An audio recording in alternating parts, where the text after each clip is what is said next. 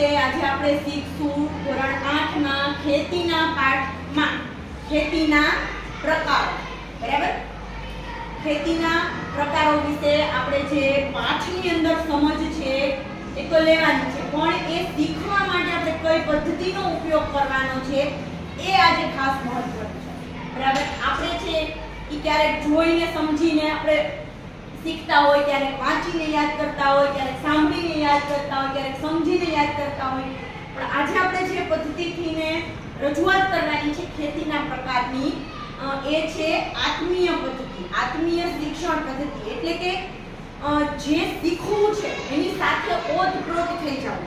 બરાબર? ખેતીના પ્રકાર શું છે કે ભાઈ જીવન નિર્વાહ ખેતી, સૂકી ખેતી, આદ્ર ખેતી, બાગાયતી ખેતી, આ પ્રકાર તમને ખબર છે, એ પ્રકારમાં શું આવે છે એ પણ તમને સમજાય છે, એ પણ તમને ખબર છે, પરંતુ એ તમે જે રજૂઆત કરો છો એ પદ્ધતિ છે એ નથી ખબર. બરાબર? આત્મીય શિક્ષણ પદ્ધતિ કોને કહેવાય? તો કે જે શીખવું છે એ તમે પોતે છે એ આત્મસાત કરો, પોતે બની જાઓ. બરાબર? જેવી રીતે આપણે જમીનના પ્રકાર શીખ્યા તો તમે બધા એક એક જમીન બની ગયા હતા કે ભાઈ હું લાલ જમીન છું, હું કાળી જમીન છું, હું રણ પ્રકારની જમીન છું, દલદલ પ્રકારની જમીન છું. તો એ જ રીતે ખેતીમાં પણ એ જ રીતે તમારે એક એક ખેતી છે એ લઈ લેવાની છે અને એને જ આત્મસાત કરવાની છે કે હું જ ભાઈ સૂકી ખેતી છું તો મને કેવો અનુભવ થાય. જો આ રીતે આત્મસાત કરીને આપણે કોઈ મુદ્દો શીખીએ ને તો એ આપણે આજીવનથી ભૂલતા નથી. પ્રકાર છે એની આત્મીય શિક્ષણ પદ્ધતિથી આપણે ખેતી શીખવાની છે. બરાબર? ધારો કે કોઈ કાળી જમીન બન્યા હતા, કોઈ લાલ જમીન બન્યા હતા, તેને ખબર છે કે મારી સાથે શું શું થાય, એનો અર્થ લાલ જમીન સાથે શું થાય. એવી રીતે તમે કોઈ સઘન ખેતી આજે બન્યા છો તો તમારી સાથે શું શું થાય એ તમને ખબર છે. કોઈ આદ્ર ખેતી બન્યા છો, બરાબર, તો એની સાથે શું શું થાય એને ખબર છે. ચલો, જેને આમાંથી જે ખેતી બન્યા છે અને યાદ રહી ગયું છે એ ઊંચો હાથ કરો. ચાલો, ઊંચો હાથ કરેલો છે એમાંથી કોણ બોલશે કે તમે કઈ ખેતી બન્યા છો? રાખો, ઊંચો હાથ કરો. અહીંયા આવીને બોલો. તમે કઈ ખેતી બન્યા છો? બાગાયતી ખેતી. બોલો, બાગાયતી ખેતી. નમસ્તે, હું બાગાયતી ખેતી છું. બગીચાની પદ્ધતિએ સાર સંભાળ લઈને થતી ખેતી બાગાયતી ખેતી કહેવાય છે. એમાં રબર, ચા, કોફી, કોકો, નાળિયેર ઉપરાંત સફરજન, દ્રાક્ષ, સંતરા વગેરે ફળોની ખેતી કરાય છે. આવજત સાથે ખેતી કરાય છે કે ઉપજ લેવામાં આવે છે, બે એક જ વસ્તુ થાય. બરાબર? શબ્દ ભંડોળ છે એ થોડુંક આપણે વિકસિત છે એ કરી લેવાનું. ચાલો, આ બાજુથી ને જયપાલભાઈ આવો. તમે કઈ ખેતી બન્યા છો? આદ્ર ખેતી. ચાલો, આદ્ર ખેતી વિશે કહેશે. હું આદ્ર ખેતી છું. મારું બીજું નામ ભીની ખેતી છે. વરસાદ ન પડે કે ઓછો પડે ત્યારે સિંચાઈ દ્વારા વર્ષમાં એક કરતાં વધારે પાક લેવાય છે, જેમાં ડાંગર, શેરડી, કપાસ, ઘઉં અને શાકભાજીની ખેતી કરાય છે. સરસ, વાહ, સરસ. ચાલો, તાલી પાડી દો.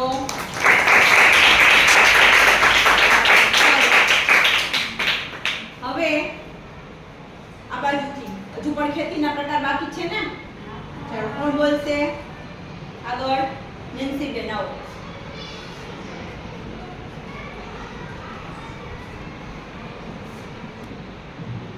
ચાલો, નેન્સી બેન કઈ ખેતી બન્યા છો? સ્થળાંતર ખેતી. ચાલો, સ્થળાંતર ખેતી વિશે બોલશે. નમસ્તે, હું સ્થળાંતરિત ખેતી છું. મારું બીજું નામ ઝૂમ ખેતી પણ છે.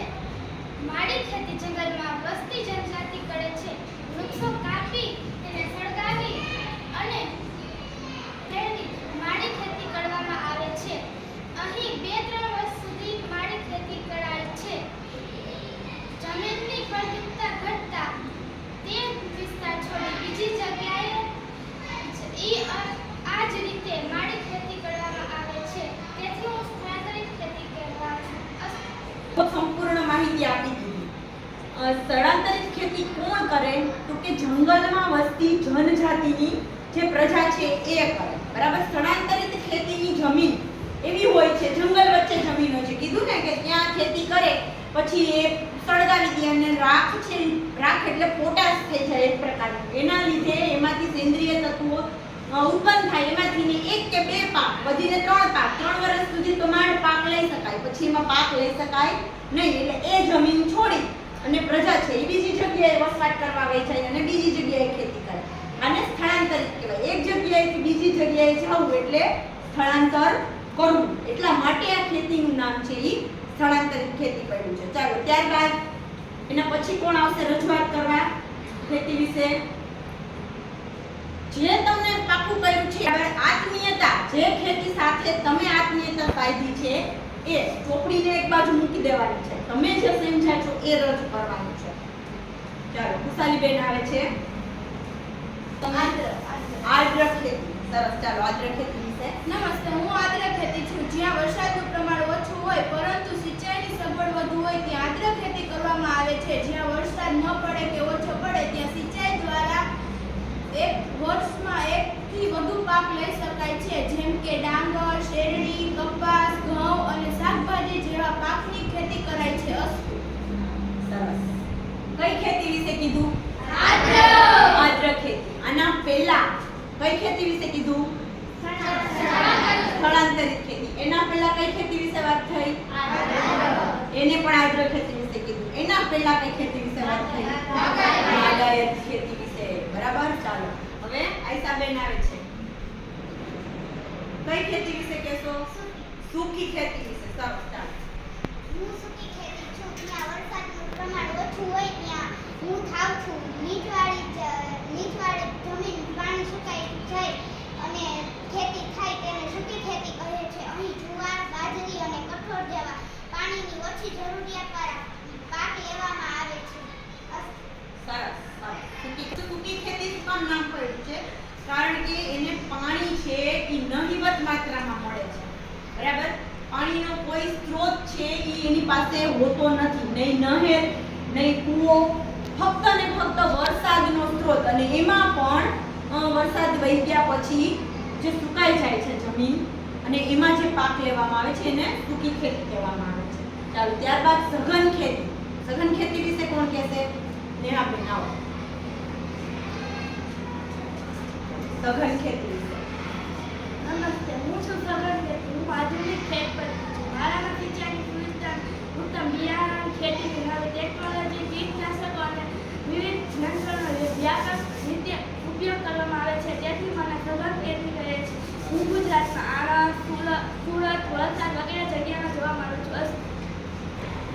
ચાલો હવે કોઈએ પણ ખેતી પાકી કરી હોય તો ઊંચો હાથ કરશે.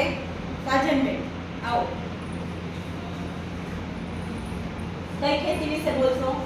સ્થળાંતરિત ખેતી. નમસ્તે, હું સ્થળાંતરિત ખેતી છું. મારું બીજું નામ જૂથ ખેતી પણ છે. મારી ખેતી જંગલોમાં વસતી જનજાતિ કરે છે. વૃક્ષ કાપી તેને સળગાવી જમીન સાફ કરી રાખને જમીનમાં ભેળવી મારી ખેતી કરવામાં આવે છે. અહીં 2-3 વર્ષ ખેતી કરી શકાય છે. જમીનની ફળદ્રુપતા ઘટતા અહીં આ વિસ્તાર છોડી બીજા વિસ્તારમાં જઈને મારી ખેતી શરૂ કરે છે. સરસ. તો આ રીતે યાદ કરેલું પદ્ધતિ એને આપણે આત્મીય શિક્ષણ પદ્ધતિ કહી. કોઈ પણ વસ્તુ તમને કીધું ને એની અંદર તમે પોતે છે એની અંદર ઉતરી જાઓ એટલે તમને યાદ રહે. જેવી રીતે આપણે ખેતીના પાઠમાં યાદ રાખી શકીએ એવી જ રીતે આપણે ઇતિહાસના પાત્રોને પણ આ જ રીતે જીવંત કરી યાદ રાખી શકીએ. તો આને કહેવાય આત્મીય શિક્ષણ પદ્ધતિ. આજે જેણે રજૂઆત કરી એ સિવાય પણ બધા છે એ પોતે પાકું કરી લેશે અને એક ખેતી વિશે છે એ બધા કાલે પાકું કરી અને હોમવર્કમાં બોલી એટલે કે પાકું કરીને આવશે, વિચારીને આવશે. બરાબર. ચાલો.